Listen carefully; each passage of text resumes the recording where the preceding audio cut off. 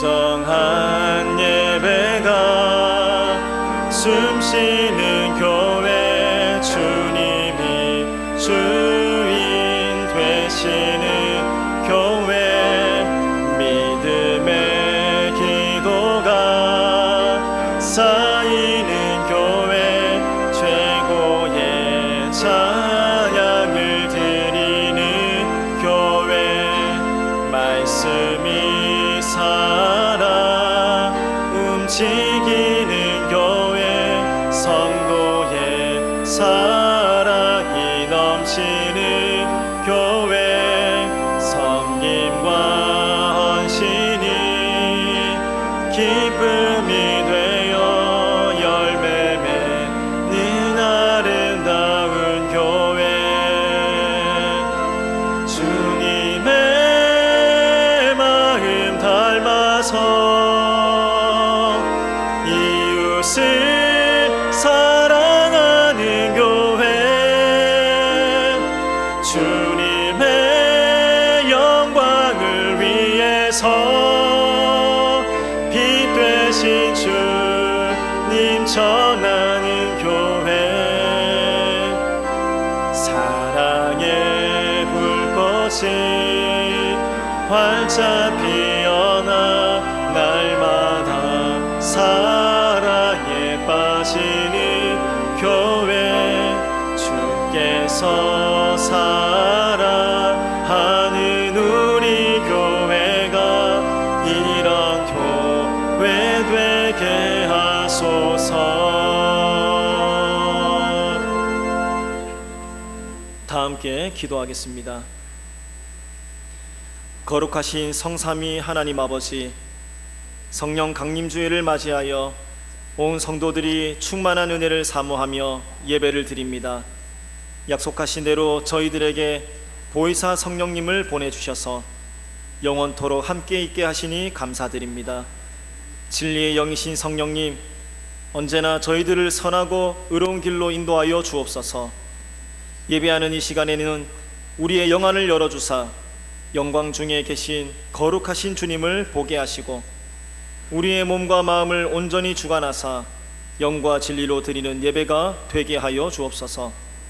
모든 영광을 성삼위 하나님께만 올려드리오며 예수님의 이름으로 기도드립니다. 아멘.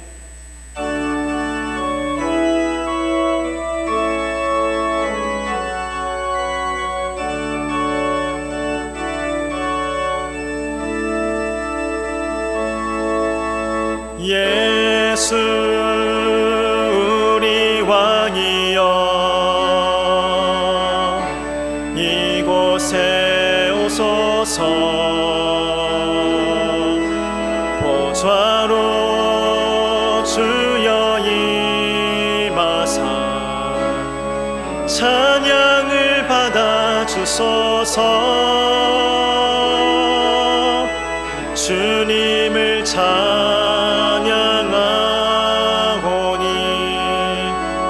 주님을 경배하오니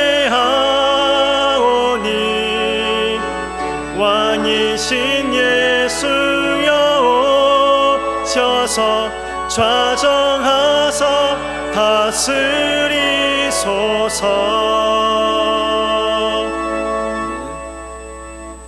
다 같이 일어나셔서 교동문 135번 성령 강림 일을 교독하겠습니다.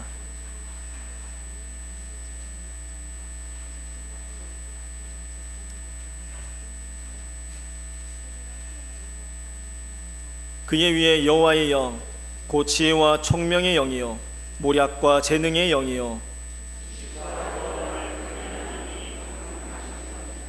오직 하나님이 성령으로 이것을 우리에게 보이셨으니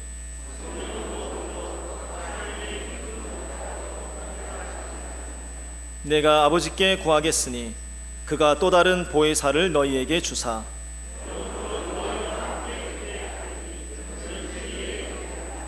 보혜사 곧 아버지께서 내 이름으로 보내실 성령, 그가 너희에게 모든 것을 가르치시고 오직 성령이 너희에게 임하시면 너희가 권능을 받고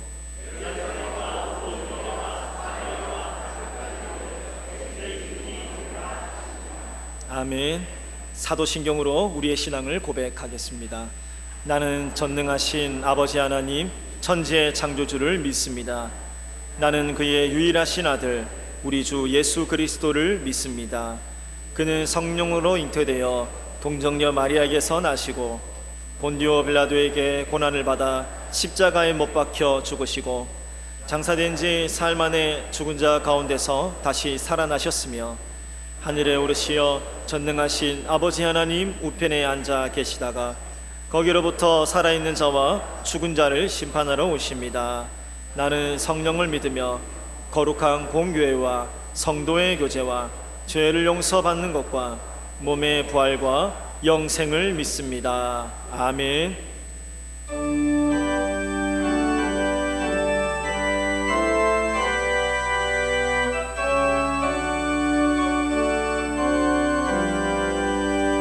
온 세상 위하여 나 복음 전하리. 만 백성 모두 나와서 주 말씀 들으라. 죄주에 빠져서 헤매는 자들아, 주님의 음성 듣고서 너 구원받으라. 전하고 기도해 매일 증인 되리라. 세상 모든 사람 다 듣고 그 사랑 알도록 온 세상 위하여 이 복음 전하리. 저 죄인 회개하고서 주 예수 믿으라. 이 세상 구하려 주 돌아가신 것 나 증거하지 않으며 그 사랑 모르리. 전하고 기도해 매일 증인 되리라. 세상 모든 사람 다 듣고 그 사랑 알도록 온 세상 위하여 주 은혜 임하니. 주 예수 이름 힘입어 이 복음 전하자. 먼 곳에 나가서 전하지 못해도 나 어느 곳에 있든지 늘 기도 힘쓰리. 전하고 기도해 매일 증인 되리라. 세상 모든 사람 다 듣고 그 사랑 알도록.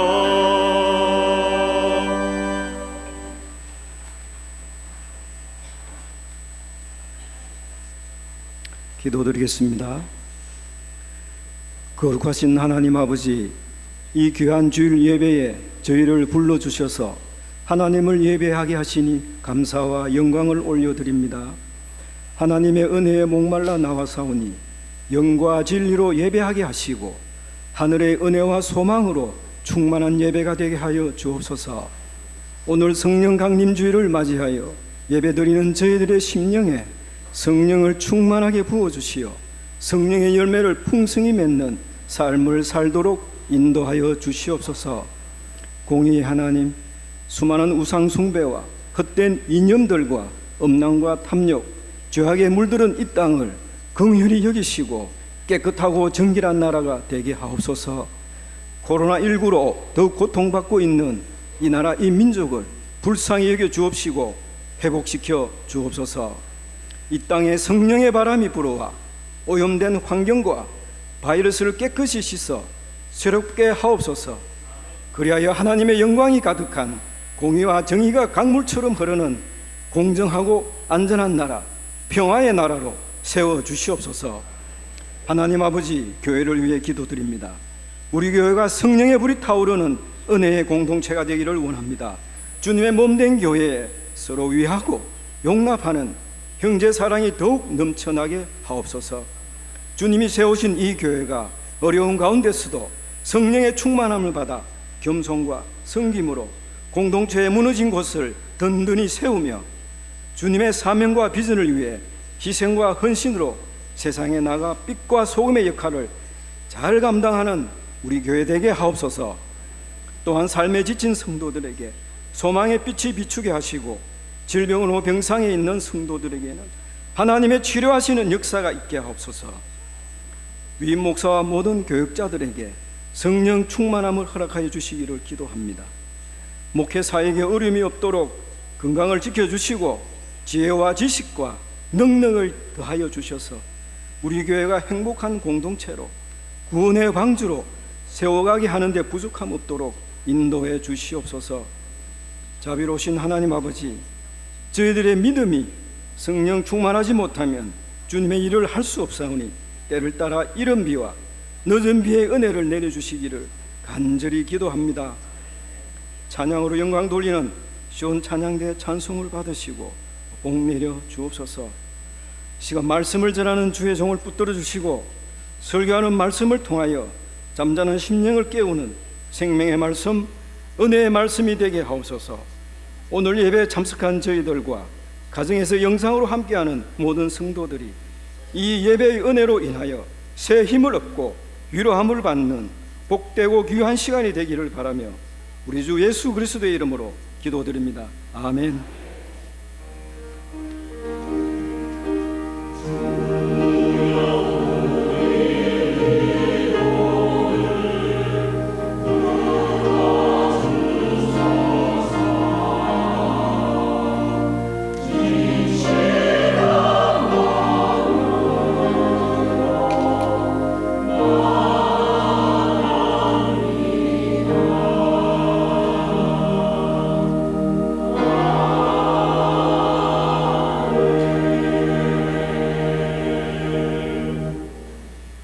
교회 소식을 알려드리겠습니다. 예배 안내입니다. 오늘은 성령 강림 주일로 지키며 더불어 한국교회 예배 회복의 날로 지킵니다. 교회 시작이 오순절 성령 강림의 역사 가운데 있음을 고백하며 예배를 통하여 신앙의 정체성을 회복하는 시간 되기를 소망합니다. 계속적으로 공예배는 1, 2, 3부로 드리며 영상 예배는 3부 예배 실황으로 드립니다. 홈페이지에는 녹화된 영상 예배로 오후 1시까지 올려집니다. 새벽 기도회는 소예배실에서, 수요 오전 기도회는 대예배실에서 기존과 같이 드립니다. 교회 사역기관 및 자치회 모임은 각 모임의 결정에 따라 교회 사무실로 연락 바랍니다. 월삭 새벽 기도회가 6월 1일 월요일 오전 5시 30분 대예배실에서 있습니다. 모임 안내입니다. 안수 집사회가 오늘 오후 12시 10분 소년부실에서 있습니다. 1, 2, 3부 공예배와 교회학교 예배 등 예배 시간이 겹치는 관계로 주차장이 혼잡합니다. 일찍 나가시거나 급하신 분들은 교회 주변 이면도로나 시청 공용 주차장을 이용하시기를 바라며 선교관 1층 주차장은 새가족 노약자 교회학교 차량 및 교회 차량 회차 장소로 활용코자 하오니 그 외 주차 공간을 이용해 주시면 감사하겠습니다. 이번 주부터 교회 차량 셔틀 운행 실시합니다. 주차 안내 봉사 및 차량 봉사 함께 섬기실 분을 찾습니다. 자세한 내용은 주보를 참조해 주시기를 바랍니다. 교우 소식입니다. 고 박희열 성도님이 5월 27일 목요일 별세하셔서 장례를 치루었습니다. 권기범 군과 정현주 양의 혼인 예식이 6월 6일 토요일 오후 12시에 사학연금 S웨딩홀 4층에서 있습니다. 오늘 우리에게 주시는 하나님의 말씀은 요한복음 20장 19절에서 23절까지 말씀입니다. 제가 가진 성경으로는 신약 183면에 있습니다.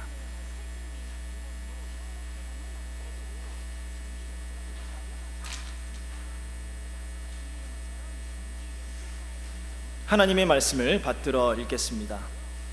이날 곧 안식 후 첫날 저녁 때에 제자들이 유대인들을 두려워하여 모인 곳의 문들을 닫았더니 예수께서 오사 가운데 서서 이르시되 너희에게 평강이 있을지어다. 이 말씀을 하시고 손과 옆구리를 보이시니 제자들이 주를 보고 기뻐하더라. 예수께서 또 이르시되 너희에게 평강이 있을지어다. 아버지께서 나를 보내신 것 같이 나도 너희를 보내노라. 이 말씀을 하시고 그들을 향하사 숨을 내쉬며 이르시되 성령을 받으라. 너희가 누구의 죄든지 사하면 사하여질 것이요 누구의 죄든지 그대로 두면 그대로 있으리라 하시니라. 아멘.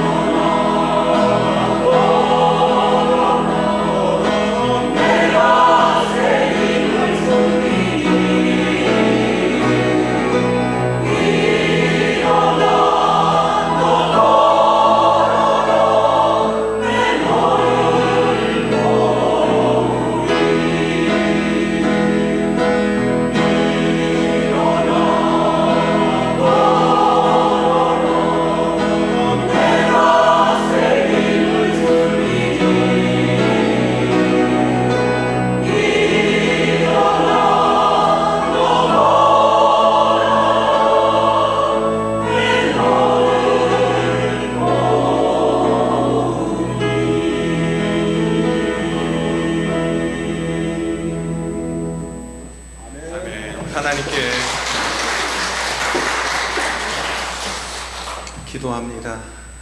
하나님, 거룩한 주일, 하나님을 사랑하며 사모하여 하나님께 나와 예배하는 우리 모든 성도님들의 예배가 하나님께 영광이 되게 하시고, 예배드리는 성도님들 마음속에 하나님 주신 기쁨과 감사와 감격이 충만한 은혜의 예배가 되도록 인도하여 주시옵소서. 선포되어지는 말씀을 통하여 또 하나님의 음성을 듣게 하시고, 주님의 뜻을 마음에 품게 하시고, 그 말씀대로 순종하여 하나님의 능력을 삶 가운데 경험하며 승리할 수 있도록 역사하여 주시옵소서. 성령께서 지혜와 계시형을 더하여 주시고 함께하여 주시기를 바라오며 예수님의 이름으로 기도합니다. 아멘. 할렐루야. 우리 하나님의 사랑과 은혜와 평강이 우리 성도님들의 삶에 풍성하시기를 주님의 이름으로 축복합니다. 인사하겠습니다. 잘 오셨습니다. 한마디 더 하죠. 보고 싶었습니다. 오늘 말씀은 예수님께서 십자가에 달려 돌아가신 후 유대인들이 예수님처럼 자신들을 죽이려고 할까봐 두려워 숨어 있을 때 예수님께서 제자들에게 찾아오셔서 해주시는 말씀의 내용입니다. 19절 말씀 처음에 보시면 이날 곧 안식 후 첫날 저녁 때라고 기록합니다. 이때가 언제냐 하면 바로 예수님께서 부활하신 당일 저녁 때를 의미합니다. 이때는 제자들이 예수님께서 부활하셨다는 소식을 마리아를 통해서 이미 듣고 있었고, 또한 그 소식을 들은 베드로와 요한이 예수님이 계시는 무덤에 갔을 때 예수님의 시신이 사라졌다는 사실을 확인하고 난 이후인 것입니다. 그러니까 이미 예수님의 부활의 소식도 듣고 있었고 무덤에 가서 목격도 한 그 이후라는 것이죠. 그때쯤이면 이제 예수님의 부활에 대한 믿음을 가지고 기뻐해야 될 텐데 그렇지 못했습니다. 제자들은 유대인들이 두려워서 꽁꽁 숨어 있었던 것이죠. 좀 놀랐습니다. 어떻게 그럴 수 있는 것인가? 3년 동안이나 예수님을 따라다니면서 수많은 기적과 능력을 경험하고 하나님의 말씀, 예수님께서 전하시는 그 귀한 말씀들을 수없이 많이 들었음에도 불구하고 여전히 그들은 믿음이 없는 모습을 보이게 됩니다. 두려워하고 있는 모습을 보게 되어지죠. 여러분, 그렇습니다. 왜 그럴까요? 바로 부활하신 예수님을 직접 만나보지 못했기 때문에 그렇습니다. 이런 제자들의 모습이 우리 신앙인의 모습 속에서도 흔히 발견됩니다. 예수님을 믿는다고 하면서도 여전히 죽음에 대해서 두려움을 가지고 세상을 두려워하고 불안해하는 경우들이 얼마나 많이 있습니까? 왜 이런 일들이 일어나게 될까요? 바로 예수님을 직접 만나보지 못하고 체험하지 못했기 때문이라고 말씀드릴 수 있습니다. 오늘 예배드리시는 우리 모든 성도님들, 부활하신 예수님을 만날 수 있기를 축복합니다. 삶 속에 나와 함께 하시는 예수님, 나를 인도하시는 하나님에 대한 경험, 체험이 있으면 오늘 예수님 말씀하신 것처럼 두려워하지 아니하고 평강한 삶을 소유할 수 있게 되는 것이죠. 제가 진담 반 농담 반으로 이런 말씀을 하는 것을 여러분 기억하실 것입니다. 제게 유일한 걱정이 하나 있는데 그 걱정이 무엇이죠? 걱정되지 않는 것이 걱정이다 라는 말씀을 진담 반 농담 반으로 말씀드렸습니다. 근데 사실이 그렇습니다. 걱정해야 되는 상황임에도 불구하고 걱정이 되지 않는 것, 그 이유가 있습니다. 바로 하나님이, 예수님이, 성령님이 나와 함께 하신다는 그 믿음이 있기 때문에 어떠한 상황 속에서도 불안해하지 않고 두려워하지 아니하고 평안한 삶을 누리며 살아갈 수 있게 되는 것입니다. 이런 평안이 여러분의 삶 속에도 있어지시기를 축복합니다. 제 경험을 한 가지 말씀드리겠습니다. 대학을 졸업하고 이제 군대를 가야 하는데, 지난주에도 말씀드린 것처럼 병으로 가기에는 좀 나이가 좀 들고 어떻게 할까 하는 중에 우연히 또 학사 장교 시험이 있다는 소식을 접하고 지원을 하였고, 은혜 가운데, 정말 하나님의 도우시는 은혜 가운데 합격의 기쁨을 누렸습니다. 그런데 합격의 통지를 받고 난 이후에 문제가 터졌습니다. 무슨 문제냐면 학교가, 당시 제가 다니던 장신대가 지방으로 이전을 한다는 그런 계획을 가지고 추진하고 있을 때에 대다수의 학생들과 일부 교수님들이 학교 이전을 반대하는 시위를 한 적이 있습니다. 4학년 2학기 때 일이거든요. 수업을 거부하고 또 시험도 거부한 채 이전하면 안 된다, 그러면 학교가 명예가 떨어진다, 수준이 낮아진다, 이런 것 때문에 거의 매일같이 이것을 철회해달라고 그렇게 시위를 하였습니다. 결국 학교가 그것을 받아들여서 결국은 이전하지 않으려고 지금 있는 광나루에서 계속 학교를 유지하고 있는데, 그런데 문제가 생겼습니다. 그때 수업을 참여하지 않고 거부한 대다수의 학생들에게 학점을 주지 않게 된 것이죠. 4학년 2학기가 되면은 이제 학점을 받고 필수 과목을 이수해서 졸업을 해야 되는데 학점을 받지 못하니까 졸업을 할 수 없게 되는 상황이 되었던 것입니다. 군대를 가기 위해서는 졸업을 하고 학사학위를 가지고 가야 되는데 이제는 학위를 받지 못하게 되니까, 연기가 되다 보니까 못 가게 생긴 것입니다. 어떻게 얻은 합격인데, 정말 기대도 하지 못했던 그런 합격을 하나님의 은혜 가운데 이제 됐구나, 하나님 감사합니다, 그러고 있는 차에 이런 일이 발생하게 되니까 낙심이 되었습니다. 걱정이 이만저만이 아니었죠. 어떻게 해야 될까? 며칠 밤을 잠도 제대로 자지 못하고 학점을 주지 않은 교수님을 찾아가서 사정을 설명드리고, 제가 군대에 가야 되는데 학점을 주십시오, 그렇게 가서 사정도 해볼까 하는 마음으로 불안한 나날, 하나님 어떻게 해야 됩니까? 라고 하는 그런 과정에 있었습니다. 그런데 얼마 지나지 않아서 병무청에서 통지가 왔어요. 통지가 어떻게 통지가 왔냐면, 원래 학사장교는 1년에 2기수씩 이렇게 배출이 됩니다. 3월 달에 입대하는 기수가 있고 8월 달에 입대하는 기수가 있는데, 저는 그 당시에는 몰랐습니다. 모두 다 그냥 3월 달에 입대하는 걸로만 알고 있었는데, 나중에 알고 보니까 그렇게 2기수가 나누어서 전반기 후반기 나누어서 들어가게 되는데, 감사하게도 제가 8월 달에 입대하는 것으로 결정이 났다는 통보가 온 것이죠. 할렐루야.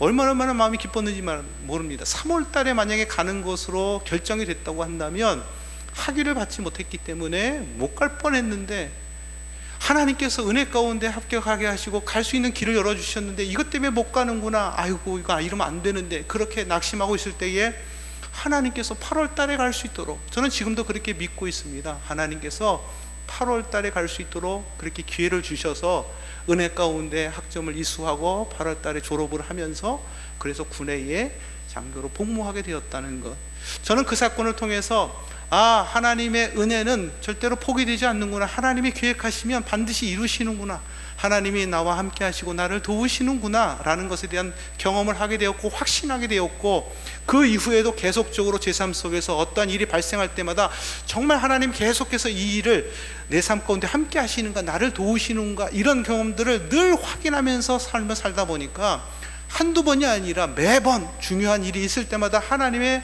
도우시는 은혜를 경험하게 되었고, 그것이 확신이 되었고 믿음을 가지게 되어지니까 어떠한 상황이 와도 불안해하지 않고 두려워하지 아니하고 걱정하지 아니하고 하나님께 모든 것을 맡기고 믿음으로 나아가는, 하나님 주시는 평안을 누리게 되었다는 것이죠. 우리 성도님들도 이런 하나님의 평강을 누릴 수 있기를 주님의 이름으로 축원합니다. 하나님의 살아계심을 경험하는 것, 나와 함께 하시고 나를 도우시는 예수님, 성령님을 경험하는 것이 매우 중요한 것입니다. 그것이 없이는 아무리 평안하다 말을 해도 평안함을 누릴 수 없게 되어지는 것이죠.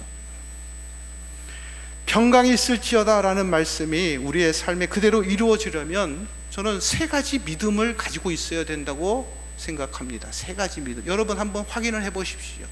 나는 과연 이런 믿음이 있는지, 나는 평안함을 소유하고 있는지. 첫째, 우리가 믿는 하나님은 전지전능하신 하나님이시라는 사실을 믿고 확신해야 합니다.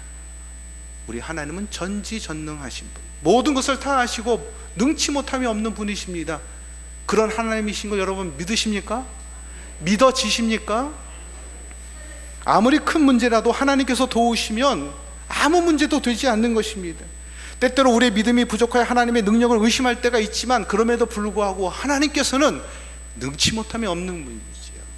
이것이 믿어져야 하는 것입니다. 두 번째로는 그런 전지전능하신 하나님께서 나를 사랑하고 계시다고 하는 이 사실이 믿어져야 하는 것입니다. 여러분, 이 사실이 믿어지십니까? 하나님이 여러분을 사랑하고 계신다는 것이 믿어지십니까? 하나님은 내가 잘하든 못하든 변함없이 영원토록 나를 사랑하십니다. 마치 부모가 자식을 사랑하는 것처럼, 아니, 우리 하나님이 우리를 사랑하시는 그 사랑은 부모가 자식을 사랑하는 그 사랑 이상으로 비교할 수 없을 정도로 우리를 사랑하십니다. 변하지 않고요, 영원하십니다. 잘하든 못하든 상관이 없습니다. 우리를 사랑하십니다. 그런 하나님이 나를 사랑하신다는 이 믿음이 있어야 하는 것이죠. 이것이 믿어져야 하는 것입니다. 세 번째로는 그런 전지전능하신 하나님께서 나를 사랑하실 뿐만 아니라 나의 길을 선한 길로, 복된 길로 인도해 주신다고 하는 이 믿음이 있어야 하는 것입니다. 여러분, 이 세 번째 믿음 여러분 가지고 계십니까? 이 말씀이 믿어지십니까? 여러분, 하나님이 우리와 늘 함께 하십니다. 우리의 길을 인도하여 주십니다. 때로는 그 길이 고난의 길이고 힘든 길이고 형통의 길도 될 수 있지만, 어느 길이든지 예수님과 함께 하면 승리할 수 있다. 예수님이 함께 하면 평강을 누리게 된다라는 이 믿음을 가지고 나아갈 수 있기를 바랍니다. 제자들을 보십시오. 사랑하는 예수님을 잃고 낙심하여 두려워 떨고 있을 때 예수님께서 직접 찾아와 만나 주셨습니다. 보여주셨습니다. 내가 죽은 것이 아니다. 내가 과거에 말하지 않느냐? 사흘 만에 내가 다시 부활할 것을 너에게 이야기하지 않았냐? 내가 다시 살아나는 것을 너희가 보지 않느냐? 걱정하지 마라. 두려워하지 말아라. 평안할지어다 말씀하고 계시는 것이죠. 부활하신 예수님을 만나고 나니 예수님의 말씀이 다 사실이고 진리라는 사실을 알게 됩니다. 그 말씀이 이제 믿어지니까 제자들 마음속에 평안함이 오는 것이죠. 그 전까지는 두려워 떨고 있었지만 오늘 말씀에 보니까 부활하신 예수님을 만나고 난 이후에 20절 말씀에 보니까 주를 보고 기뻐하더라. 두려움이 바뀌어서 기쁨이 되어졌던 것입니다. 부활하신 예수님, 살아계신 하나님, 나와 함께 하시는 성령님을 만나는 사람은 불안하고 두려운 상황 속에서도 하나님이 주시는 기쁨과 평강을 누리며 살게 될 줄로 믿으시기 바랍니다. 그것을 누리시며 살 수 있기를 바랍니다. 우리 옆에 분에게 인사하겠습니다. 축복하겠습니다. 평강하십시오. 남이 믿는 하나님이 아니라 내가 직접 만난 하나님, 예수님, 성령님을 경험하시고 하나님이 주시는 그 평안함을 누리시며 살아가시는 성도님들 되시기 바랍니다. 오늘 두 번째 말씀입니다. 평강이 있으라 말씀하신 후에 또 한 가지를 말씀하시는데, 두 번째 뭐라고 말씀하시죠? 성령을 받으라. 성령을 받으라고 말씀합니다. 왜 성령을 받으라고 말씀하셨을까요? 성령을 받아야 할 분명한 이유가 있기 때문에 그렇습니다. 그 이유는 성령을 받지 아니하면 신앙생활을 온전히 제대로 할 수 없기 때문에 그렇습니다. 여러분, 성령 없이도 신앙생활하는 것이 가능할까요? 어떻게 생각하십니까? 성령 없이도, 성령을 모른 채 신앙생활하는 것이 가능하다고 생각이 되십니까? 실제로 그런 일이 있었습니다. 사도행전 19장 말씀에 보면 바울이 에베소에 갔을 때 어떤 제자들에게 이렇게 묻습니다. 19장 2절에 보니까 너희가 믿을 때 성령을 받았느냐라고 물으니 그 제자들이 아닙니다. 우리는 성령이 계심도 듣지 못하였습니다 라고 대답합니다. 예수님을 믿기는 믿는데 성령이라는 것은 들어보지도 못했습니다. 그렇게 대답했다는 것이죠. 그때에 이 바울이 예수님의 이름으로 세례를 주고 바울이 그 제자들에게 안수를 하였더니 성령이 그들에게 임하였다고 성경은 기록합니다. 믿음을 가지고 신앙생활을 하는 것처럼 보여도 성령 없이도 그게 가능한 것처럼 보여집니다. 여러분, 우리가 신앙생활하는 가운데서도 그런 경우가 있습니다. 성령 없이 신앙생활하는 경우가 많습니다. 그러나 그것은 온전한 신앙생활이 될 수 없죠. 제대로 신앙생활을 하기 위해서는 성령을 받아야 합니다. 성령을 받으며 신앙생활하는 것과 성령 없이 그것이 성령이 있는지 없는지도 모른 채 그냥 신앙생활하는 것들은 하늘과 땅 차이입니다. 성령을 받고 신앙생활하는 것에 대한 체험이 없는 분들은 성령을 받지 못하고 신앙생활하는 것이 얼마나 안타까운지를 잘 모르는 것입니다. 그런데 성령의 은혜를 경험하는 사람들은 성령 없이 신앙생활하는 것이 얼마나 안타깝고 불행한 일인지를 잘 알고 있는 것이죠. 여러분들은 성령의 충만함 속에서 신앙생활을 할 수 있기를 축복합니다. 청지기 훈련학교라는 프로그램을 과거에 한 적이 있습니다. 약 300명의 사람들이 함께 참여하는데 그들을 일일이 다 면담을 하였습니다. 왜 지원을 했느냐? 그들의 공통적인 대답이 이것입니다. 하나님을 경험하고 싶습니다. 성령을 체험하고 싶습니다. 그렇게 얘기합니다. 3박 4일의 훈련의 과정을 통해서 기도원을 빌려서 모든 세상과 다 인연을 끊고 온전히 가서 예배드리고 찬양하고 기도하고 교제하고 이런 것들, 3박 4일 동안 아무것도 하지 않냐고 그것만 하는 것입니다. 예배드리고 은혜를 사모하고 은혜를 받는 일에만 집중하는 것입니다. 그러면은요, 대부분의 사람들이 거기서 은혜를 하나님의 은혜를 경험하고 성령을 체험합니다.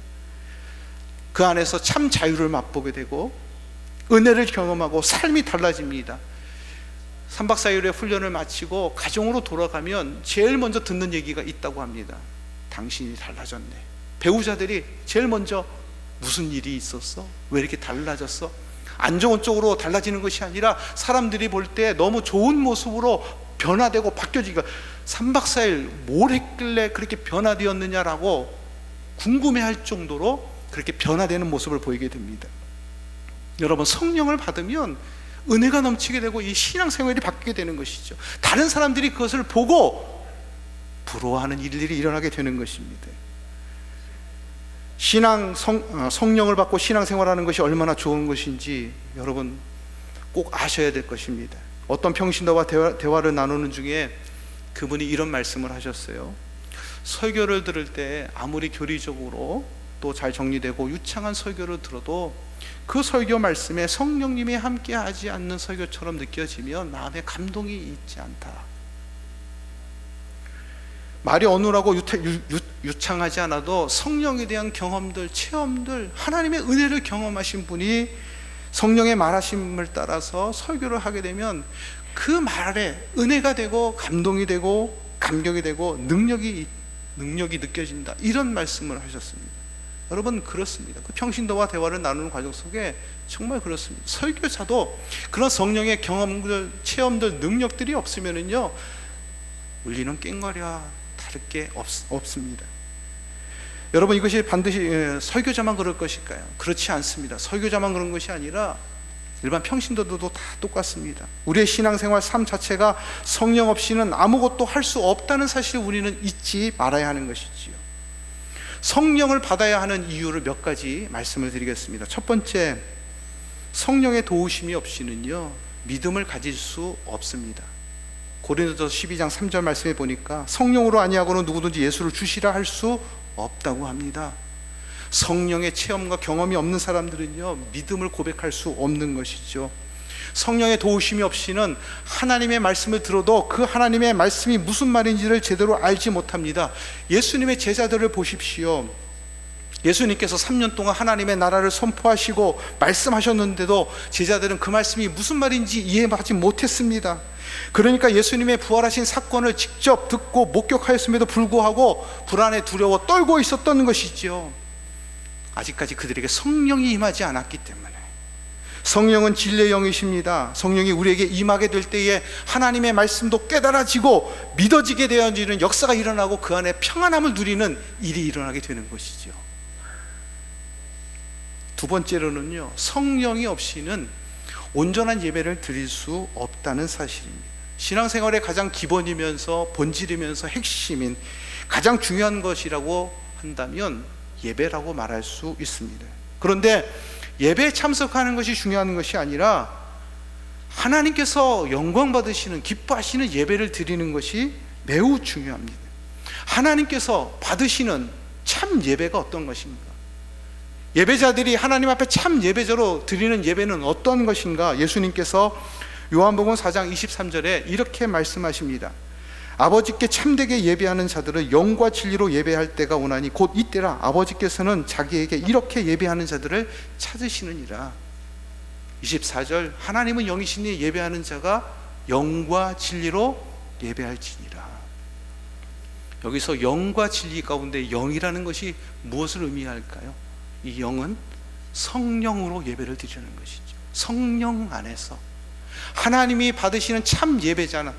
하나님이 받으시는 예배는 성령 안에서 드려지는 예배인 것입니다. 성령 안에서 드려지지 않는 예배는, 육적인 예배는 하나님이 받으시지 않습니다. 아무리 자기가 열심히 예배를 드리고 예배를 드리는 감격이 있고 만족이 있다 할지라도 그 예배가 성령의 인도하심이 아니라면 하나님이 받으시는 예배가 될 수 없다는 것이죠.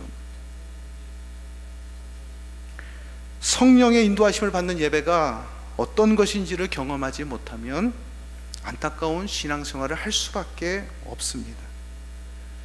예배의 기쁨을 회복할 수 있기를 바랍니다. 예배가 회복될 수 있기를 주의 이름으로 축원합니다. 오랜 기간 코로나 때문에 우리가 함께 모여 예배를 드리지 못하고 영상으로 예배를 드렸습니다. 오늘을 기점으로 해서 이제 다시 예배가 회복되어지는 날을 정하고 예배를 드리고 있는데, 단순히 모이는 예배가 아니라 하나님께서 영광을 받으시는, 우리가 예배드리는 참 기쁨, 성령 안에서 주시는 참 기쁨과 자유 속에 드려지는 그런 예배를 우리 모든 성도님들, 우리 거성교회가 하나님께 드려질 수 있기를 주님의 이름으로 축원합니다. 그렇게 되기 위해서는 무엇이 필요하다고요? 성령을 받아야 하는 것이죠. 세 번째로는 기도할 때도 성령의 도우심이 필요한 것입니다. 예수님께서 기도에 대한 말씀을 하실 때 우리에게 제일 먼저 기도해야 될 것이 있다고 말씀하셨습니다. 기도의 우선순위가 있는데 마태복음 6장 33절에 보면 너희는 먼저 그의 나라와 그의 의를 구하라고 말씀합니다. 그러면 이 모든 것, 너희가 먹고 마시고 입을 것, 이런 모든 것들을 다 채워주신다고, 책임져 주신다고 약속해 주셨습니다. 여기서 하나님의 나라라는 의미가 무엇이냐 하면, 하나님의 나라는 바로 성령의 충만함을 의미하는 것이죠. 하나님의 나라는 하나님이 다스리시는 것을 의미합니다. 하나님이 이끄시는 그것을 의미하는 것이죠. 그것을 다른 말로 표현하면 성령의 충만함.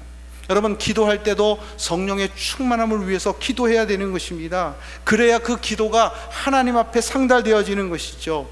성령 안에서 기도하지 못하면 그것은 또한 육적인 기도가 될 수밖에 없다는 사실입니다.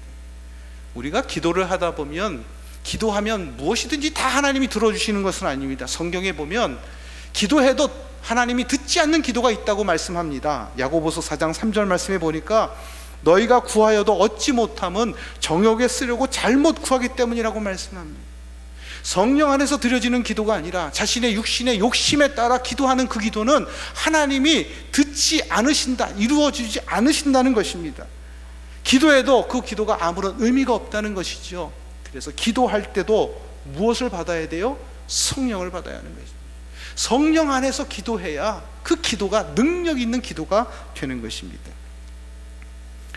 네 번째로는 성령을 받아야만 하나님의 말씀을 온전히 이루며 살 수 있게 됩니다.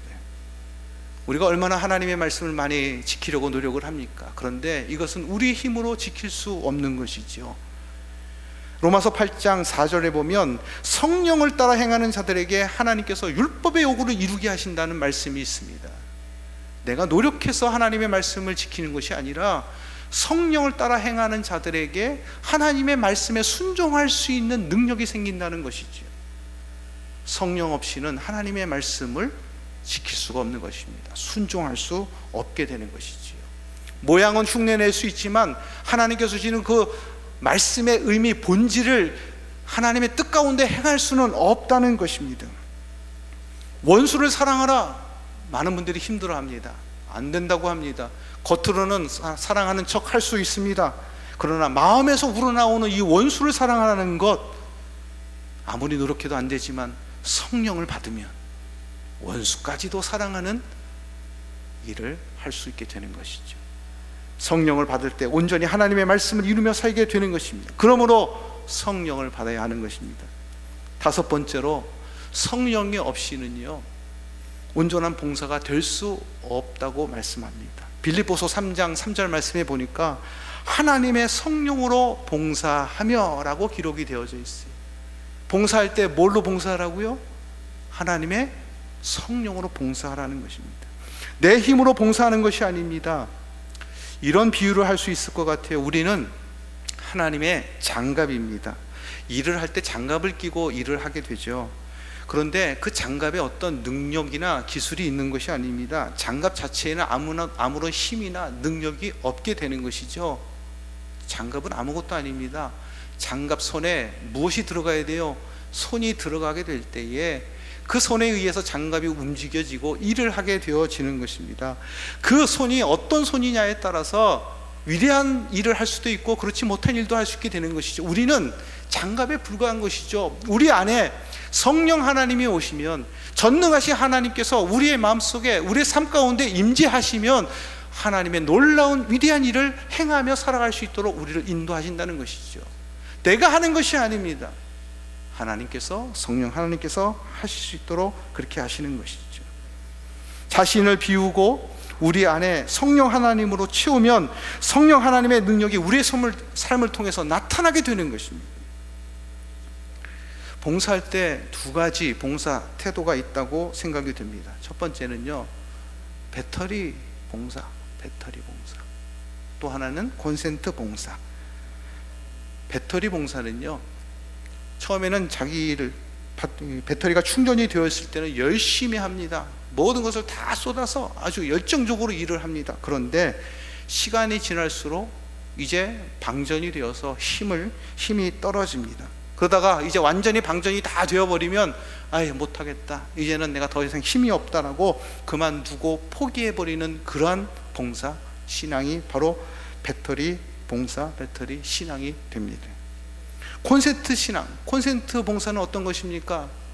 전기를 꼽고 전기 구도를 꼽아서 사용하는 것이죠.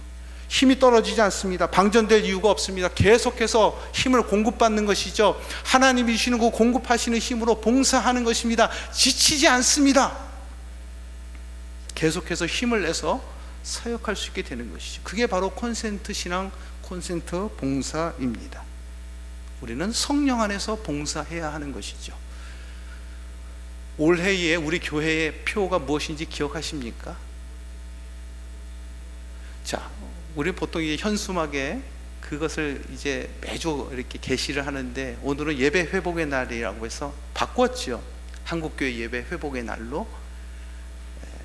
우리 교회의 올해 표가 무엇입니까? 말씀 위에 세워지는 교회입니다.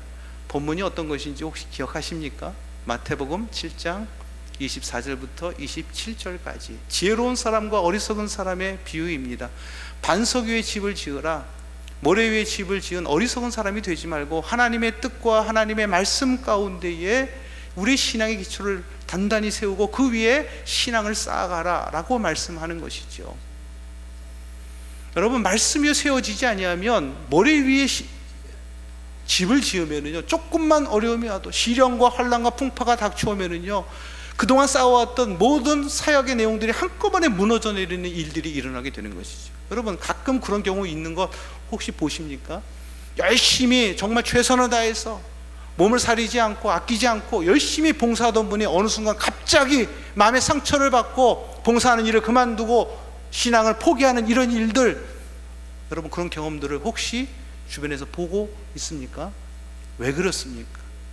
하나님의 말씀, 성령 안에서 봉사하지 못하고 자신이 가지고 있는 개인적인 열정과 열심과 노력을 가지고 힘을 가지고 하려고 하다 보니까 그게 어느 순간 한계에 부딪히게 될 때가 오게 되거든요. 내 힘으로 하는 것이 아니라 성령으로 봉사하라.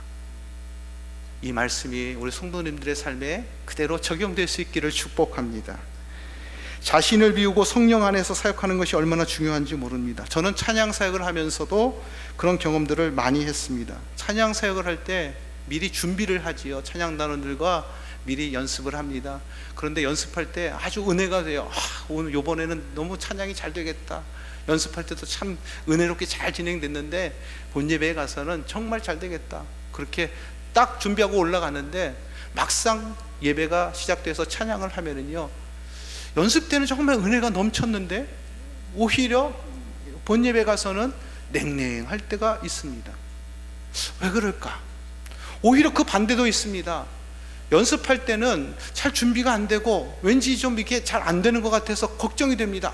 오늘은 예배가 잘 돼야 되는데, 찬양이 잘 돼야 되는데 왜 이럴까 하는 그런 불안한 마음으로 올라가지만, 오히려 그럴 때는 오히려 성도님들 아주 뜨겁게 은혜롭게 찬양하는 경우들이 있거든요.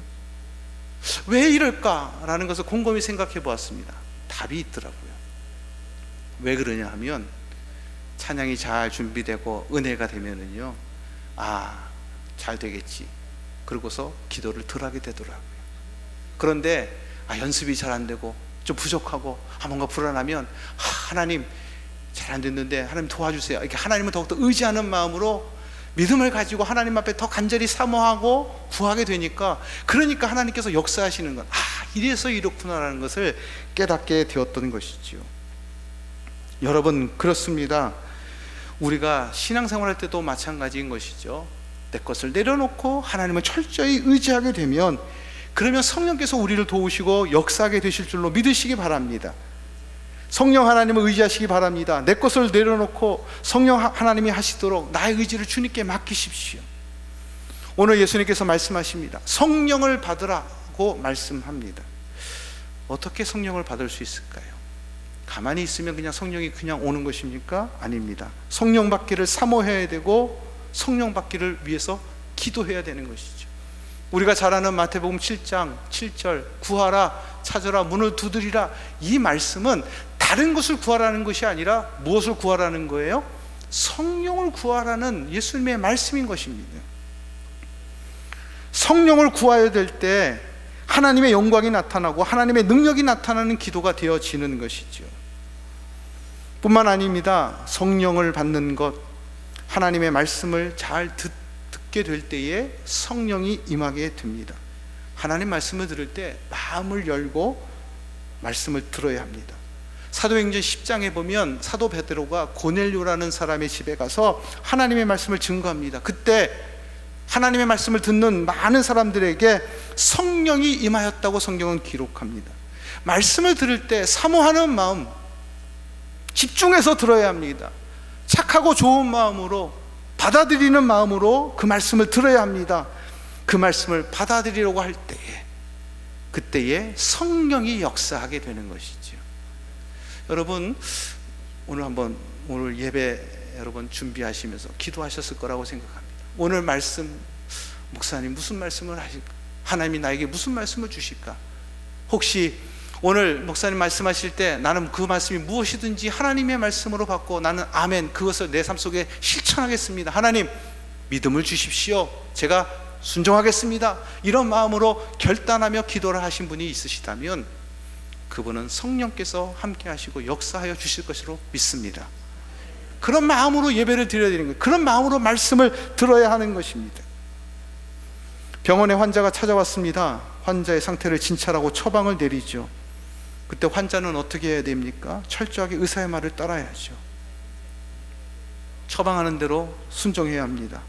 어떤 음식을 먹지 말라고 하면 먹지 말아야 되고, 운동하라고 하면 운동해야 되고, 때에 따라서 약을 먹으라 하면 약을 먹어야 됩니다. 그래야 의사가 도울 수 있죠. 그래야 병이 낫고 치료가 되어지는 것이지요. 그런데 만약에 환자가 내 마음대로 할 거야, 난 내가 하고 싶은 대로, 내가 생각할 때 동의되는 것만 내가 할 거야 라는 마음으로 한다면, 만약 그런 환자가 병원에 찾아온다면 의사가 뭐라 그럴까요? 내가 잘 치료하겠습니다, 도와주겠습니까? 그렇게 할까요? 그렇지 않죠. 딴 데 가세요, 딴 병원에 가세요 라고 하겠지요. 여러분, 마찬가지입니다. 우리가 성령의 도우심을 받는 것도 우리가 성령님에게 철저하게 순종하고자 하는 마음을 가지고 나갈 때 성령께서 역사하시는 것이지, 성령이 임하게 되는 것이지, 나는 내 마음대로 하겠습니다 라는 것으로 생각하고 신앙생활 한다면 성령이 내 안에서 역사할 수 없는 것이죠. 마지막으로 성령께서 하시도록 내 삶을 내어드리는 것이 매우 중요합니다. 물에 빠진 사람을 구출할 때 쓰는 방법이 있다고 합니다. 물에 빠졌을 때 바로 그 사람에게 뛰어들어서 그 사람을 구출해내려고 하면, 잘못하면 함께 물에 빠져 죽는 일이 발생합니다. 그래서 기다려야 한다고 합니다. 물론 도구가 있으면 도구를 던져줘서, 튜브라든지 이런 거 던져줘서 구출해내면 좋지만, 그런 것이 없을 때 직접 몸으로 구원해낼 때는 바로 뛰어들어서는 안 되는 것이죠. 그 사람 주변에서 수영을 하고 있다가 그 사람의 힘이 다 빠졌을 때, 더 이상 사람을 붙잡을 수 있는 힘조차도 없을 때, 그때 가서야 그 사람을 건져내 와야 한다는 것이죠. 그래야 안전하게 구출할 수 있다는 것입니다. 힘이 빠질 때까지 기다려야 한다는 것이죠. 성령님도 마찬가지입니다. 성령님께서도 우리가 우리의 힘으로 노력해서 열심히 하려고 하면은요, 어떻게 하시는 줄 아십니까? 뒷짐지고 그래, 힘을 써봐. 우리가 힘이 다 빠질 때까지 이 사람 저 사람 다 알아보고 힘 있는 사람, 권력 있는 사람, 돈 있는 사람, 능력 있는 사람, 이런 사람들을 찾아서 자신을 어떻게 좀 도움을 받을 수 있을까, 이런 생각을 가지는 것 자체가 성령의 도우심을 받을 수 있는 기회를 스스로 박탈해 버리는 것이죠. 내 힘을 빼야 합니다. 철저하게 하나님을 의지해야 되는 것이죠. 그래야 성령 하나님의 도우심을 받을 수 있는 것입니다. 사랑하는 성도 여러분, 어떤 일을 하게 될 때 내가 성령 하나님을 의지하고 있는지 아닌지를 확인해 보셔야 합니다. 나를 도와줄 사람이나 돈이나 권세나 힘을 의지하고 있는지 살펴보아야 합니다. 성령 외에 다른 것을 의지하면은요, 하나님께서 도와주시지 않습니다. 오직 하나님만을 의지하고 성령만을 의지하며 나갈 때에 성령께서 우리와 함께 하시고 우리에게 능력을 베푸시고 우리를 도와주시는 것이죠. 사랑하는 성도 여러분, 오늘은 성령 강림 주일입니다. 예수님께서 이 땅을 떠나시면서 너에게 평강이 있을지어다 또 말씀하시기를 성령을 받으라. 이 말씀이 여러분의 삶 속에 꼭 이루어질 수 있게 되기를 주님의 이름으로 축원합니다. 성령 없이 우리가 아무것도 할 수 없음을 기억하고 내 힘을 내려놓고 내 능력을 의지하는 것을 내려놓고 포기하고 전적으로 하나님을 의지하는 가운데 승리하시는 여러분들 되실 수 있기를 주님의 이름으로 축원합니다. 우리 옆에 분에게 인사하겠습니다. 성령 받읍시다. 기도하겠습니다. 하나님, 세상을 살아갈 때 때로 낙심되고 두렵고 떨리는 상황이 있는데 전지전능하신 하나님이 우리를 사랑하시고 우리 길을 인도하여 주시는 것에 대한 믿음과 확신을 가지고 하나님이 주시는 평강을 누리며 살아가는 우리 믿음의 성도님들 되게 인도하여 주시옵소서. 성령을 의지하지 않고서는 아무것도 할 수 없다는 사실, 되는 일이 하나도 없다는 것을 깨닫고 우리의 삶 속에 성령께서 역사하실 수 있도록 성령을 사모하며 더욱더 의지하며 삶에서 살아계신 하나님의 능력을 경험하며 믿음으로 승리하는 우리 성도님들 되게 하여 주시옵소서. 예수님의 이름으로 기도합니다. 아멘.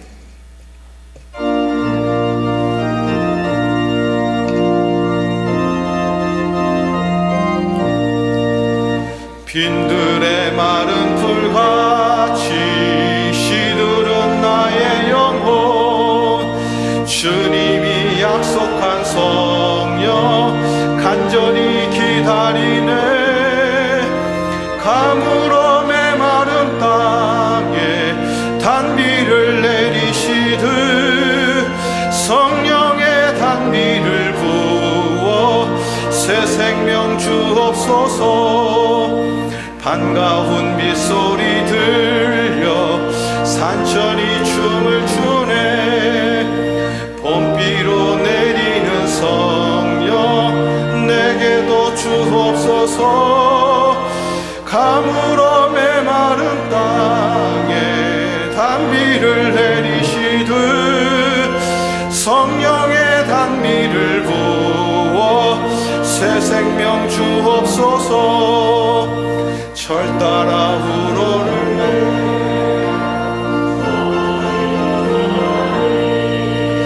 갈급한 내 심령 위에 성령을 부으소서. 가물어 메마른 땅에 단비를 내리시듯 성령의 단비를 부어 새 생명 주옵소서. 대신 사랑의 언약 어길 수 있사오랴. 오늘의 흡족한 은혜 주실 줄 믿습니다. 가물어 메마른 땅에 단비를 내리시듯 성령의 단비를 부어 새 생명 주옵소서. 아멘.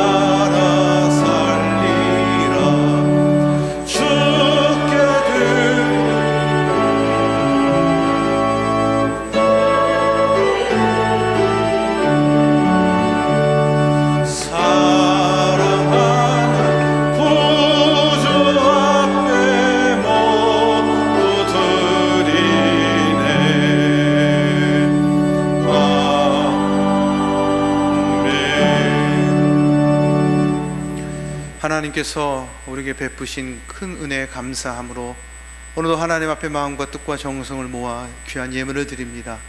우리가 드리는 예물 하나님께서 기쁘게 받으시고 예물이 하나님의 영광과 하나님의 나라를 위해 많은 영혼들을 구원하는 일에 하나님을 기쁘시게 하는 선한 사업을 위하여 쓰임받는 거룩한 예물 되게 하여 주시옵소서. 정성껏 예물 드린 가정마다 경제적으로 어려움 당하지 않도록 하나님께서 하늘의 문을 여셔서 물질에 큰 복을 더하여 주시되 하나님께서 주신 것 주님의 뜻대로 잘 관리하고 사용하여 하나님 앞에 칭찬받는 성도님들 되게 하여 주시옵소서. 예수님의 이름으로 축복하며 기도하옵나이다. 아멘. 네, 오늘 지난 우리 목요일 날 또 우리 장례를 치르고 오늘 또 우리 집사님 오늘 예배 참석하셨습니다. 잠깐 일어나시면 우리 격려의 박수하겠습니다. 박기롱 집사님 또 김근영 집사님 잠깐 일어나셔서 안타깝게도 갑자기 이렇게 식사하던 중에 갑자기 이렇게 심장마비가 와서 사랑하는 아들을 먼저 하나님 품으로 떠나 보냈습니다. 여러분 위로해 주시고 기도해 주시고 또 우리 남은 생에 또 주님과 늘 동행하면서 우리 두 분 집사님 온 가족이 승리할 수 있도록 크게 격려와 우리 축복의 박수를 하도록 하겠습니다. 승리하십시오. 네, 감사합니다. 자, 우리 앞에 보라고 인사하겠습니다. 주 안에서 승리하십시오. 네. 모두 자리에서 일어나셔서 우리 마지막 찬양 우리 살아계신 주 함께 찬양하겠습니다.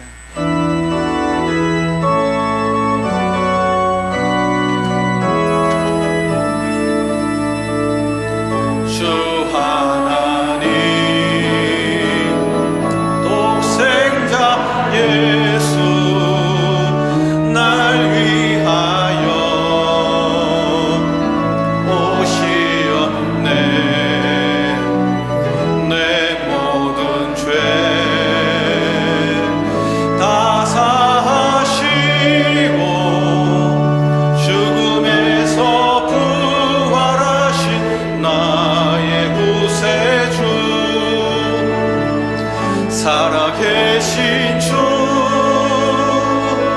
나의 참된 소망 걱정 근심 전혀 없네. 사랑해 주네 갈 길 인도하리. 내 모든 삶의 기쁨 늘 충만하네. 이제는 우리 주 예수 그리스도의 은혜와 아버지 하나님의 무한하신 사랑과 성령 하나님의 감화감동 교통하심이 성령 안에서 평강을 누리며 하나님의 말씀 가운데 순종하며 하나님의 능력을 삶 가운데 경험하며 나아가는 오늘 예배드리는 모든 하나님의 사람들 머리 위에 영원토록 함께 없시기를 간절히 축원하옵나이다. 아멘.